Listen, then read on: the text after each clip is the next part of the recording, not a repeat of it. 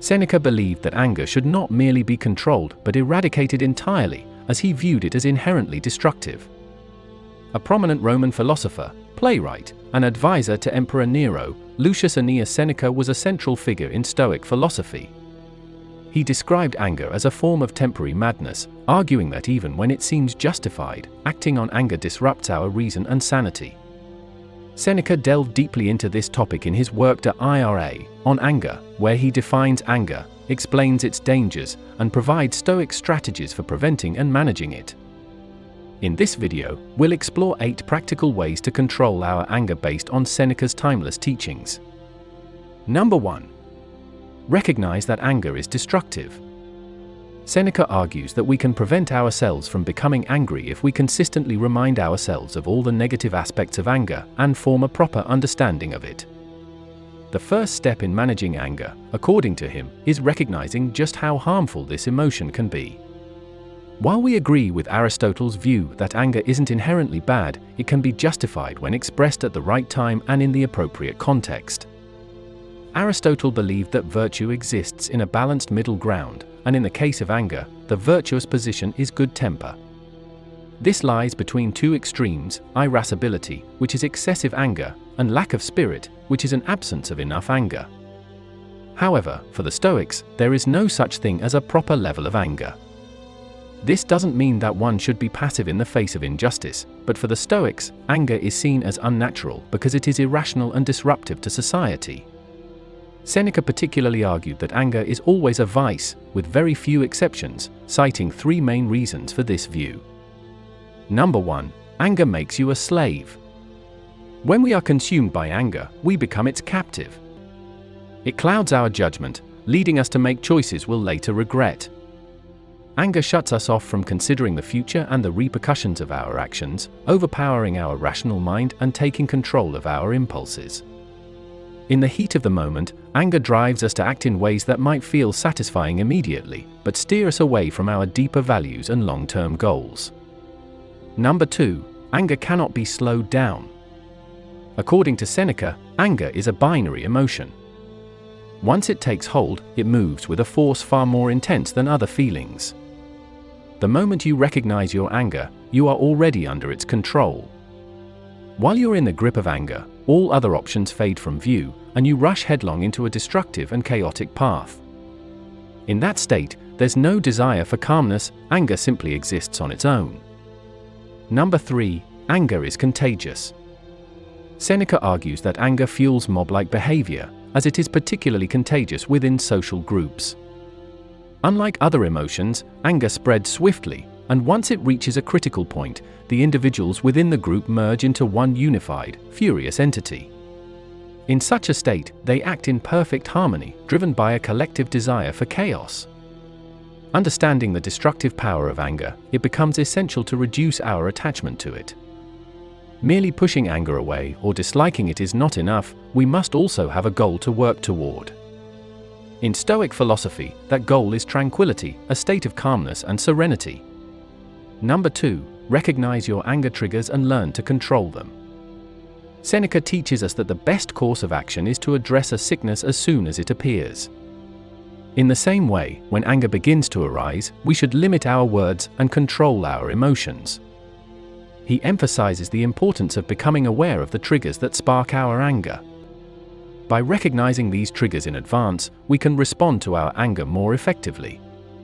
Through mindfulness, we can not only detect broader patterns that lead to anger but also become more aware of the specific thoughts that fuel the emotion. This early recognition enables us to address and diffuse it before it intensifies.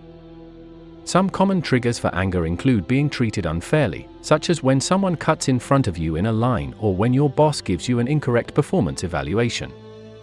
Time pressures can also lead to frustration, like running late for work and encountering traffic or being distracted by a text while you're working.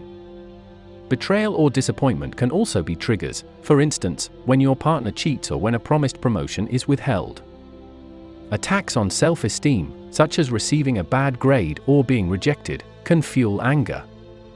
Prejudice and discrimination, such as racial or disability-related bias, are also common sources of anger. Finally, being physically attacked, like during a mugging or suffering from domestic violence, can bring about intense anger. Being prepared for these triggers and anticipating anger increases our ability to respond in a controlled and constructive manner. With increased mindfulness, we can catch the initial signs of anger and intervene much earlier, preventing it from escalating. Number 3. Use art and music to calm the mind.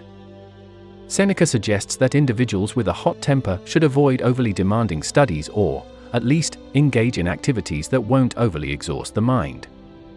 Instead, he recommends more pleasurable pursuits that can help soothe and calm the spirit. His advice includes reading poetry, enjoying historical tales, and engaging with arts that promote gentleness and refinement. For those prone to frustration and anger, Seneca believes that engaging with music or art can foster tranquility and emotional balance. In modern psychology, this approach aligns with expressive therapy.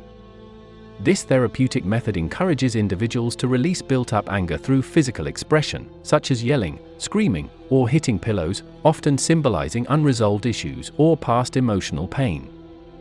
Expressive therapy, also referred to as creative arts therapy, uses creative outlets as tools to manage anger. Therapists often help identify triggers and underlying unresolved emotions. Some of the most common forms of expressive therapy used for anger management include music therapy, art therapy, dance therapy, drama therapy, and writing therapy. Among the various therapies, music stands out as a universal tool for emotional expression and regulation. Its power to evoke emotions is profound, whether it uplifts, comforts, or soothes. When anger arises, simply listening to music can serve as a mood stabilizer, offering relief and guiding one back to a state of calm. Number 4. See yourself as an offender. Seneca advises us to put ourselves in the position of the person who has made us angry. Often, it is our overestimation of our own importance and an unwillingness to tolerate treatment we would gladly subject others to that fuels our anger. To counter this, try placing yourself in someone else's shoes. It's an excellent exercise for managing anger.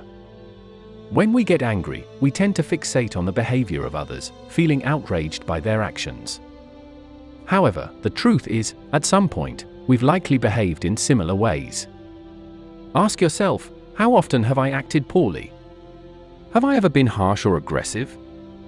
Have I said hurtful things I later regretted? Have I ever manipulated someone to serve my interests? As human beings, we share far more commonalities than differences. We've all acted in ways we've later regretted, realizing that our free will is not as free as we'd like to believe. Often, it is deeply influenced by our passions and emotions. Number 5. Heal partner, then punish. Seneca reminds us of a profound truth: it is far better to heal a wrong than to avenge it. Vengeance is time-consuming and leaves us vulnerable to countless injuries, even though we may have been harmed only once. Anger, too, tends to linger far longer than the hurt itself. When someone directs anger toward us, the natural impulse is to seek revenge, to punish the offender for their wrongdoing. This desire for retribution forms the basis of prison systems. When someone breaks the law, society often punishes them, hoping to deter harmful behavior. However, traditional punitive approaches frequently backfire, resulting in individuals leaving prison worse than when they entered.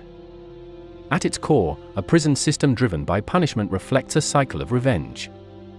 In contrast, the world's most advanced prison systems, such as those in Scandinavian countries, operate on a very different principle. Prisons exist to reform, rehabilitate, and morally improve offenders. By helping criminals reintegrate into society, these systems aim to prevent future offenses. This approach aligns perfectly with Seneca's philosophy: responding to wrongdoing with anger only adds more harm to an already difficult situation. By choosing discretion and focusing on healing, we not only acknowledge the injustice but also work constructively to repair it. This mindset carries over into interpersonal conflicts as well. When we choose to heal rather than punish, we put ourselves in a position of strength, that of a healer rather than a punisher.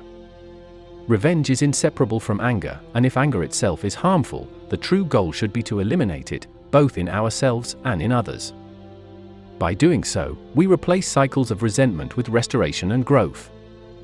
Number 6. Choose your friends wisely. Seneca advises choosing companions who embody honesty, calmness, and self-discipline, those who will not provoke your anger but will tolerate it when it arises. This timeless wisdom aligns with findings by Harvard social psychologist Dr. David McClelland, who determined that the people you regularly associate with can influence up to 95% of your success or failure in life. Seneca recognized this truth centuries ago. Anger, like fire, spreads rapidly, making it crucial for those prone to anger to avoid relationships that exacerbate it. A provoker, whether consciously or subconsciously, elicits reactions to fuel their intentions. They might come from your circle of friends, co-workers, or even family. Such individuals can be as damaging as outright abusers, and their presence can create emotional turbulence. Yet, many remain in toxic relationships out of familiarity or habit.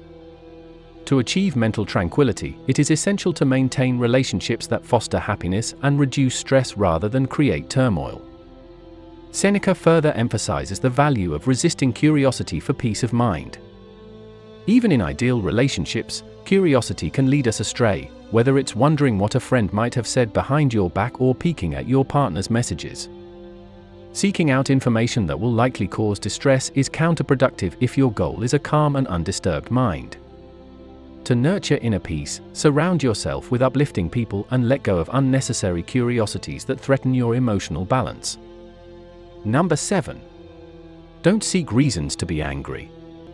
Seneca once observed that we often take offense too easily, be it at the response of a slave, a freedman, a spouse, or a client. Such indignation reflects a contradiction. Those who oppress others in their households are the first to lament the loss of liberty in the state.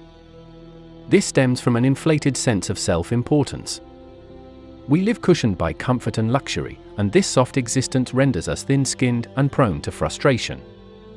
Raised in indulgence, we develop expectations of how the world should treat us, and grow angry when it falls short.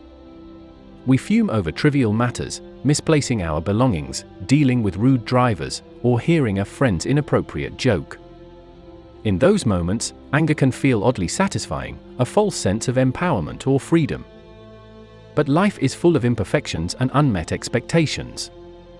If we allow anger to dictate our response to every minor disturbance, we will condemn ourselves to a perpetually agitated existence. To manage these triggers, the Stoics developed the practice of negative visualization. By imagining worst-case scenarios and preparing for all that could go wrong, they not only became resilient to misfortune but also cultivated gratitude when life spared them such outcomes. The lesson is simple: don't search for reasons to be angry. Instead, actively seek peace and composure. Number 8. Practice self-reflection. In our closing quote from Seneca, he reminds us that all our senses can develop resilience and strength if properly trained, as they are naturally designed to endure, provided our minds, which require daily accountability, do not work against this process. By reflecting on your character and actions, you can cultivate greater mindfulness of your thoughts and identify the triggers that lead to negative emotions. A practical starting point is keeping an anger journal. This simple yet effective tool allows you to track and analyze your experiences with anger. Each day, document situations that left you feeling angry or stressed. Record details like what happened, why the situation was challenging, the thoughts running through your mind, and how intense your anger felt on a scale of 0–100. This practice helps uncover patterns and recurring triggers that push your emotional buttons. Through consistent self-reflection, you can deepen your understanding of how you experience anger and develop more constructive strategies to manage it. If you enjoyed this video, don't miss our full Stoicism playlist, filled with more insights on applying ancient philosophy to modern life. For additional videos on using timeless wisdom to achieve happiness and success, be sure to subscribe. Thank you for watching.